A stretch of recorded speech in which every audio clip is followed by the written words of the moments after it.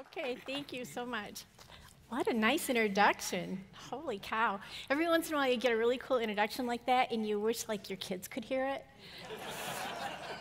And I've been speaking for a lot of years, and once I took my daughter to one of the conferences with me and I got up and did my speech, but before I did that, a past district governor, maybe you know Mike McCullough? Mike McCullough said to my daughter, Debbie, "Have you heard your mom speak?" And Debbie said, "Every day of my life." She wasn't that impressed. So anyway, I'm so happy to be here with you today, and what a cool conference you're having. I've never done a TriCon before, but you guys really have it down, and it's been just a pleasure visiting with you, many of you, since yesterday when I got in here.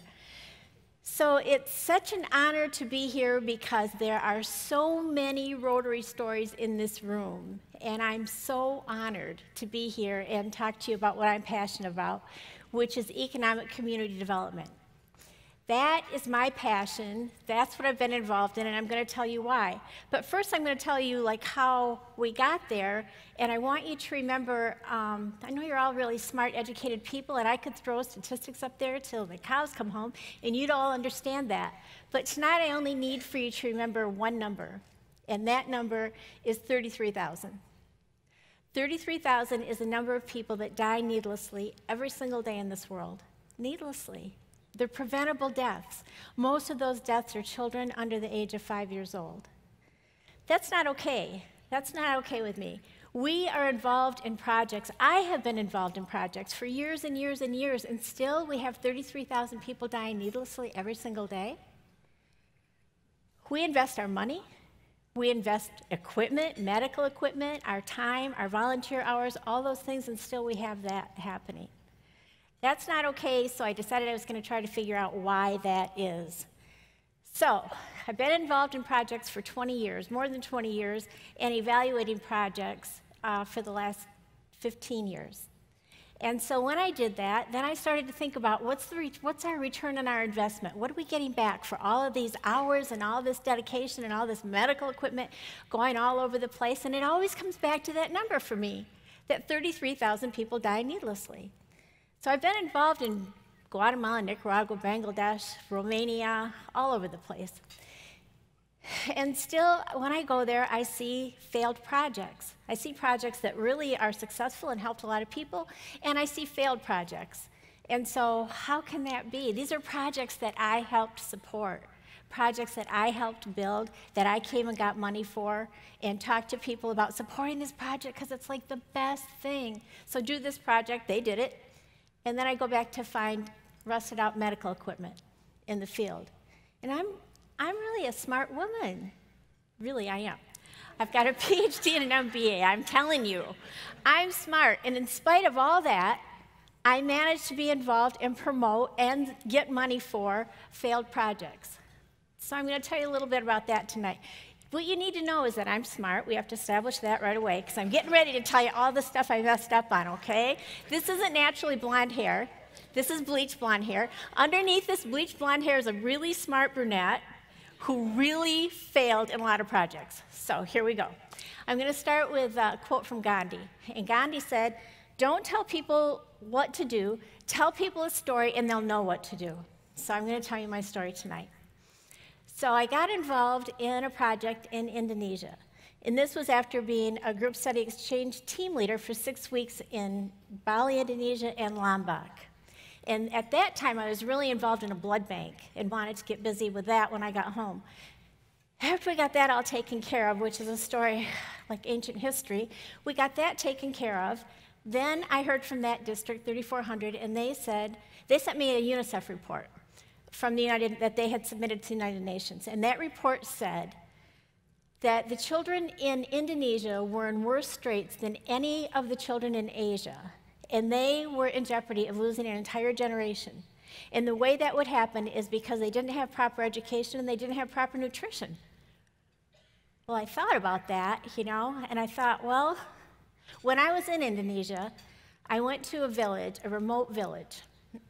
Excuse me. To get to this village, you had to go through a rainforest, you had to drive over all kinds of crazy roads, you had to finally get out of the car and then walk into this village. And so when I got there, women were lined up, and women wanted me to hold their babies. And so I did hold their babies. But their babies were like babies I never held before. Their babies had swollen bellies. Most of them were naked. They had chunks of hair missing. Many of them would die of malnutrition before I even had my 6-week thing up. They smelled, they were hungry, and their mothers would just have me hold their babies like a couple seconds, and then the next mother would come up and want me to hold her baby. And so finally I said to Freddie Subianto, my counterpart and GSE person, why do these moms want me to hold their babies? And he said, I think it gives them hope. I said, really? Hope for what? He said, hope that they probably think that you're a mother too, and that now that you've seen their suffering children, you'll do something about that. I said, do what? I mean, this was like lines of women. And he said, I don't think they know what. I don't think they have any idea what resources are available to you, but I think that they're really wanting you to do something, but I don't think they know what either. You know what? I didn't remember anyone ever looking at me with hope before. I found it a profound responsibility. It was just huge. It was like, I don't know what I'm going to do or what I even could do to help these people. But then after I got home, that's when I got the fax from it was back in the fax days, I got the fax from the District 3400 with a UNICEF report asking me if I could help children. Well, these weren't faceless, voiceless children. To me, they were children I had seen, and these were mothers I had met. And so here's what they told me. It was like the best thing. They said, for $60, you can keep a child in school for a whole year. And $60 will pay for their books, their tuition, their shoes, their uniforms, 1 cup of rice a day, and meat twice a week, and a daily nutritional supplement. Okay, so if we could do that, we would be hitting the nutritional problem and the educational problem for $60 a year. I thought, this is no problem. I'm going to send like 20 kids to school. I'm just going to go tell my club about it, and then we'll just see. Well, I did tell my club about it, and they really got behind it, and they wanted way more than 20 kids in school at $60 a piece. And so it seemed as though everyone I talked to wanted to give me $60 to get at least one child in school, which I thought was just amazing, and I was so grateful. But I kept going back to the village year after year with the names, and then I would see children that really wanted to go to school and really deserved to go to school, but they couldn't afford to go to school, all except for $60. So, in true Marilyn Fitzgerald style, I thought, well, there's probably like 200 kids here that need to go to school. And so I went to the village elders and said, you know what, I'm going to talk to my district, and I'm going to write matching grants. It was back in the matching grant day. I'm going to write some matching grants, and we're going to put every child in this village in school. So as that turned out, there were 1,200 children in that school, not 200 children in that village that needed to go to school right after I made this crazy promise. Makes you wonder what I was drinking when I was there. So then I thought, holy cow, that's like 1,200 kids at $60, that's $72,000 a year. But I made the promise. So I came home and I talked to everybody I could talk to everybody, and I'll be darned, I had enough money. I had the $72,000 to send these kids to school. So I went back to the village the next year, and we got like everybody's name, and we got it all on a clipboard, and we went back to talk to them about, okay, your children are on the clipboard. I've got enough money for them all to go to school. The mothers lined up to make sure their children were on the clipboard. Freddie was there with me. And so we kept doing that for 3 years. 3 years, I'd go back to the village and make sure every child was in school. I'd take pictures of the kids and take those pictures back to the different clubs. And this is how we got 100% people involved in an international program. Took the Christmas pictures back, like they used them for their Christmas programs, of all these kids lined up with their uniforms, with their backpacks and all that kind of stuff. So the donors were really happy. I was really happy. The villagers seemed really happy. But then there's the next year, right? So then I thought, wow, I guess we're going to do this again.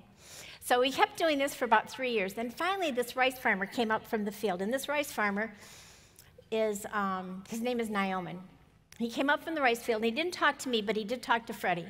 And so he's talking and talking to Freddie, and I'm trying to do names off the list, which isn't easy. I don't speak Indonesian, and the names clearly are all Indonesian. So I'm trying to get all this. Finally, I say to Freddie, what's up? And he said, this guy, this farmer Naaman, wants to know if we really want to help. Like, really? He wants to know that? I'm just like a sweaty mess coming through the rainforest and everything, year after year. I said, yeah, we really want to help. And he said, well, Naaman told me if we really want to help, he wants a water buffalo. I said, really? We don't do water buffaloes. We do academic scholarships. Stay focused here. And so we moved. Freddie kept talking and talking to Naaman, and I thought, have a good day, guys, because we're doing scholarships here. So later, Freddie talked to me. He said, Naaman, I said, why does he want a water buffalo, and why is he coming to us anyhow? And he said, because if he had a water buffalo, he could triple his rice crop. And if he tripled his rice crop, he could afford to send his own children to school, and we have 3 of his kids on our list. And I said, well, not that I care, but how much does a water buffalo cost? And he said, about $250. I said, okay, where would we get a water buffalo? And he said, we can get one from the neighboring village if we wanted to do that. So I thought about it a long time on the way home, and I thought about Naaman and his 3 kids on my list, and I thought about, well, you know what? That would be the first time in history that one of my lists was getting smaller rather than bigger, and it would save me $180 a year that I didn't have to raise, and that's where the MBA was really paying off. And so I thought, okay, let me do the numbers here. $180, $250 for a water buffalo, that sucker's paying for itself, within 2 years. I'm cool. But then I thought, I can't really go home and ask everybody, guess what? How about if we buy a water buffalo? Just, if any of you raise money, you understand, when you get your donors marching in one track, you want to keep going down that track with them, right? You don't come back and say, I'm thinking a little bit about some livestock. What do you guys think? So that wasn't going to fly. So Christmas was coming, and my family said, what do you want for Christmas? And I thought, I want a water buffalo. And they said, okay, did Mom take her malaria medication, or she didn't take her malaria medication? What are you going to do with the buffalo? So I told them Naaman's story, and they listened really well. And the next, that was Christmas Eve. Next day, it was a week before Christmas. Then Christmas Day, there was this little box under the tree, which I thought, I just need an envelope with some cash in it, okay? So in this box, there's $251 bills. And a little note that said, hey, Mom, don't spend it all in one place. But I did. So I sent that off to Freddie. He got the water buffalo. I didn't think too much about it because that was Christmas, and I don't hit Indonesia until probably March because I can't get enough of the monsoons, right? Always go during the monsoons. And so he got the water buffalo. I go to the village the next spring, with Freddie and our whole entourage, and Naaman is running up from the rice fields toward me. And Naaman never spoke to me before that. He never even looked at me before that, right? And so this is like a little skinny guy with a sarong on and no teeth and one of those cool straw hats. And he's wanting to take my hand to go into the rice fields where I don't like to go because the rice fields are mucky and they have green snakes in them. And so I'm saying to Freddie, Freddie's saying, go, he wants you to go in the rice fields. And I'm like, I got on really cute shoes. I don't want to go there. He said, just go. So I went through the rice fields with him and watched where I was stepping the whole time. And when he stopped, I stopped, and we looked up at this big, beautiful, brown-eyed water buffalo. It was so cool. And so Naaman was going to introduce me to the water buffalo, and he said, Ibu Marilyn, Ibu Marilyn, Ibu Marilyn, Ibu Marilyn. Yeah, I know. I looked at Freddie and said, did he name that water buffalo after me?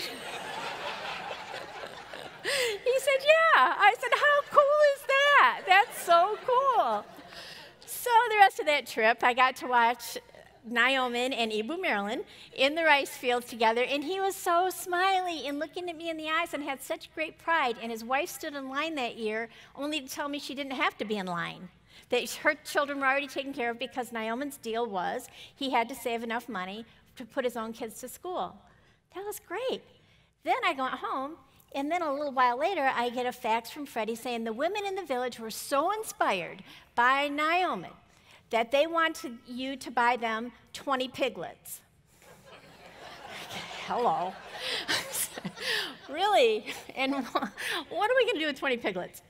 And he said they're going to raise the piglets into pigs. They're going to sell them to neighboring villages. They're going to use manure in the rice field, and they're going to harvest the pigs for their own food, for nourishment for their children. And I thought, oh, how much are 20 piglets?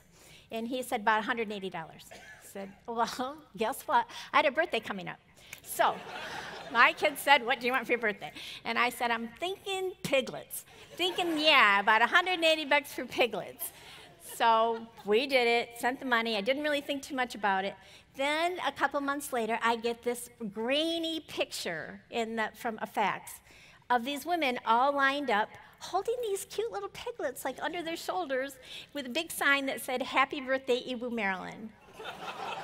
Best birthday present ever. So that was so cool. So then I put the picture on my bulletin board, and I named every piglet and got all attached to them and everything. Then we went back to the village, and the piglets, they grow really fast, and they were big hogs going all over tarnation. So we had to work on a fence and all that kind of stuff and get all that stuff all together. Then the kids were so inspired by that they wanted some hens. And if they had hens, they would make salt eggs. Salt eggs are something that I never tasted one, but I hear they're okay. You float these eggs on salt water for about 10 days, and then they sell them for snacks in Indonesia, and they eat them. So what do I know? So there were fewer and fewer people in that line because the women were making money on the piglets, or the now hogs, and that went on. Within 3 years and less than $1,000, oh, the hens were $120, and a rooster. So, of course. So we got that whole thing done, and we got for the $120, $180, and $250, less than $1,000, those people became economically independent. And they replaced my $72,000 budget like that. Well, 3 years. But still.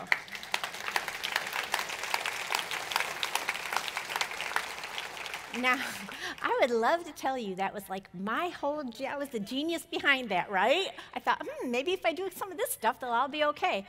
That wasn't it at all. I would love to say that, but that really isn't what happened. They thought of it. And here's the embarrassing part. When I heard that report, I went to that village with the report in my hand, and I said, here's the message I think I gave the villagers.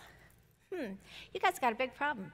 You can't educate your kids, and you can't feed your kids. So you just sit right there. I'm going to run out here and get some resources and make that happen. I'm going to pay for their food and pay for their education because I got some really good Rotarian friends that are going to help me do that. So where was the dignity in my message to the villagers? I think it was that I just don't believe in you. You got a problem, and I guess I won't even pay you the dignity of asking you what you think the solution is, because they had a solution. And I could have saved myself a lot of grief and my fellow Rotarians and the Rotary Foundation a lot of money if I had just asked them, what do you think you can do about this problem? They certainly deserve the respect of that question, right? Sad thing is I never asked the question. Good thing is they figured it out, and I just happened by accident to listen to Naomi and get the water buffalo. But I didn't think it was going to go anywhere. And I thought, if I hadn't listened to Naomi and he hadn't been successful at what he did, today I would be getting $60 out of each one of you for a kid in Indonesia. So think about that. I bet I could have sold it to you. I bet I could have said, you guys, we got to do this. And you'd give me the money. But after this whole thing happened with Naomi and the whole village, and now they're all independent, and they've all got their kids in school, and they don't need me anymore, I started to think about all the projects I'd been involved in that weren't sustainable. Because after all, the only thing those kids were just dependent on me coming home and getting the money. And me feeling really good. But when I went back to the village and the parents were paying for their own children to go to school, that pride looked so much better on them than it ever looked on me. It wasn't my pride. I had no business wearing that. That belonged to them. But that can't happen unless we listen to the people we're trying to help. Unless we say, hey, you got any ideas? You think you can fix this problem? If I gave you the opportunity and the proper resources, you suppose we could fix this problem together? Think of all the heartache I would have saved myself and a whole bunch of other people if I had just asked those questions. So then I started to think about all the other projects I've been involved in and what did they look like, and all that started to get kind of mucky, so I decided to do some disciplined research with other foundations, not Rotary, because I'm too close to it. So other foundations that thought they had sustainable projects. Went and talked to their people in the field in all those other countries and tried to figure out if those projects were sustainable. They were not. They're dependent on donors just like we are. And so it's not sustainable until we ask the people what the solution is, and the people tell us, and we listen, and then we help them with that opportunity. So as I looked around at other things, I started to look at economic development because that really seemed like a good idea to me. And I'm telling you, I think Rotary is uniquely positioned to have a major impact on extreme poverty through economic development. We have 1.2 million Rotarians in 35,000 plus clubs in 120, 60, whatever, how many countries. And we are leaders in our community. So all we have to do is focus. And if we focus on sustainability, we can be there. We can make that happen. So I think we can have that impact. So I went around looking at things, and so finally I stumbled, and I do mean stumbled, on microfinance. And thought, I saw some projects in Guatemala that I was impressed with. And so I went and looked at those, and then I invested in a microfinance project just for the fun of it and see what that looks like.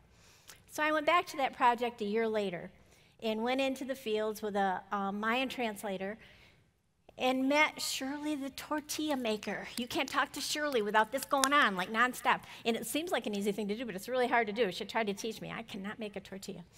So anyway, we went to meet Shirley the tortilla maker, who I wanted to meet for a really long time. And you could smell her tortillas as you're going into the backwoods. It was just great.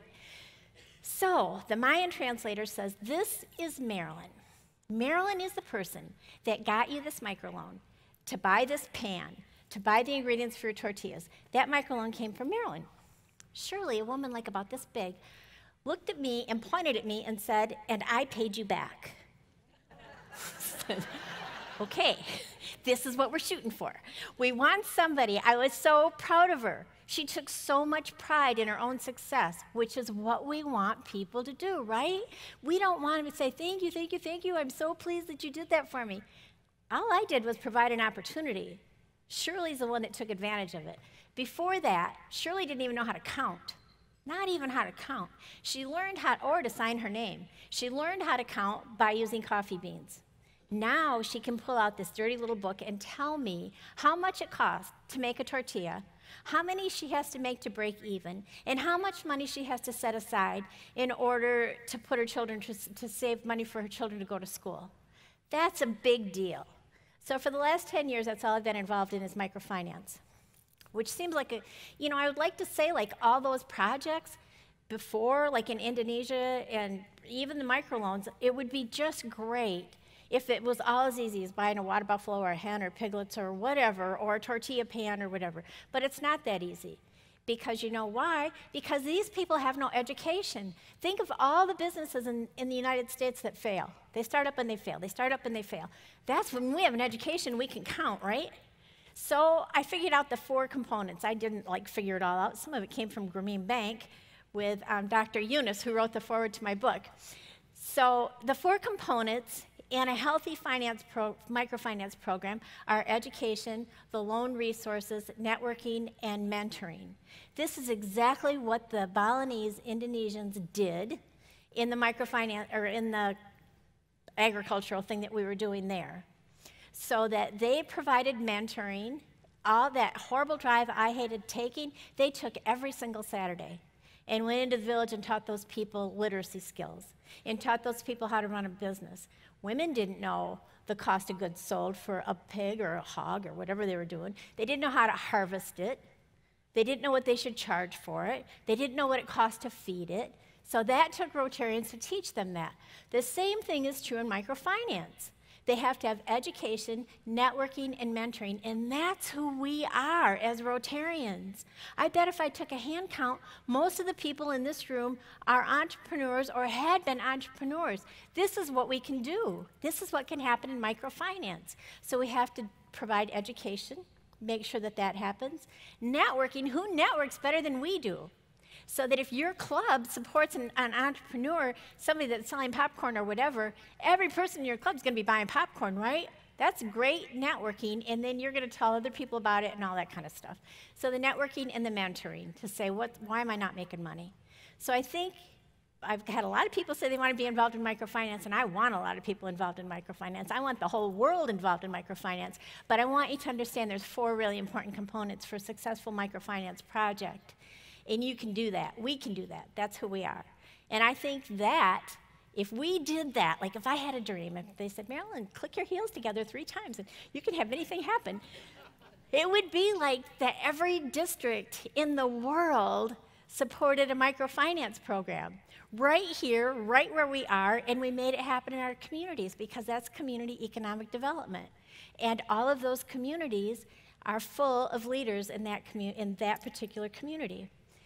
So we've taken the exact model that we used in Guatemala, which is loosely fashioned after the Grameen model in Bangladesh. We took that to Detroit, Michigan, because I was out on the road, and I came home and read all this stuff about Detroit, Michigan. It was just horrible, it's falling apart, and I'm up in Traverse City, so I've got some nice feelings about Detroit, Michigan, but I have got really good friends over there in 6400 with Mike McCullough, and Larry Wright, and those guys. So I went to them and said, hey, how do you guys feel about doing a microfinance thing right here? Because I looked around Detroit, and I understand to everybody else it looks like big crumbly buildings and all that, but not to me. I'd been working in the underdeveloped world. Detroit had highways, they had buildings, empty buildings even, that we could use. They had roads, they had ability to transport things. Surely microfinance would work there. So we took that same model and we applied the networking, the loan capital, the mentoring, and the education to those entrepreneurs. And I'm happy to say we're doing that in 4 other places in the United States, and it's going quite well. So the deal is, here's what I think.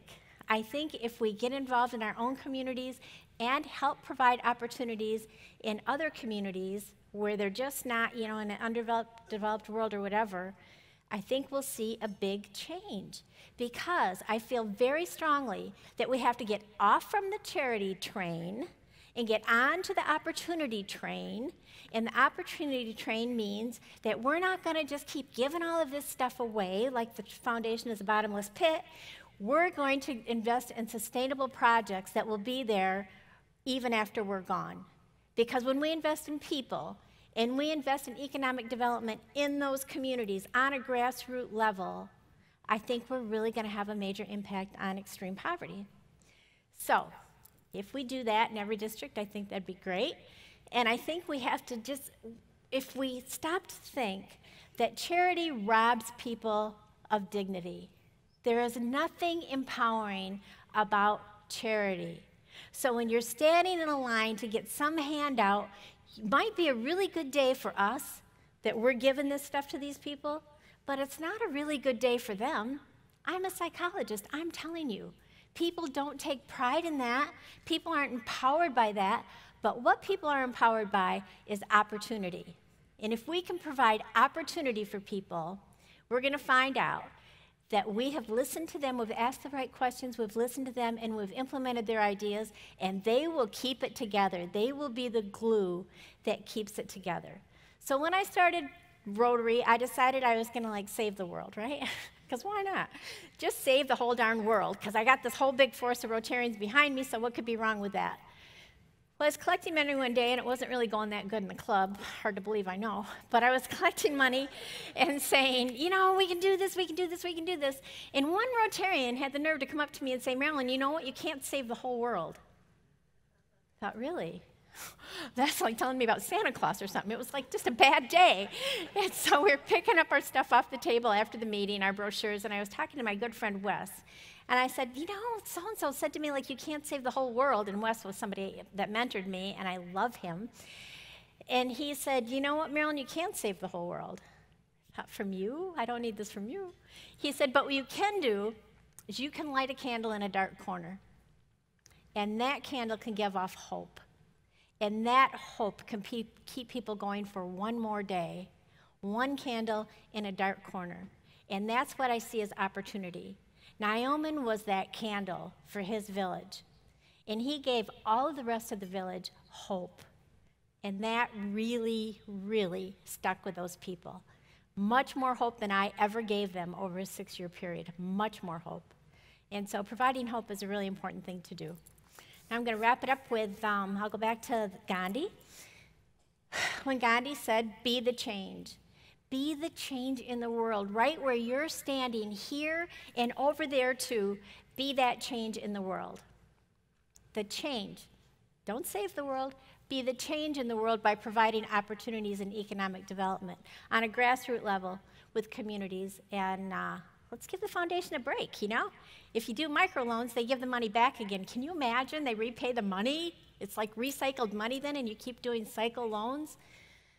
And then I'll go to Margaret Mead, who's my favorite, who I always quote because she's so cool. And I think she was thinking about Rotarians when she said it. And she said, never underestimate the power of a few concerned, committed citizens, all of us, to change the world. Indeed, it's the only thing that ever has. Thank you.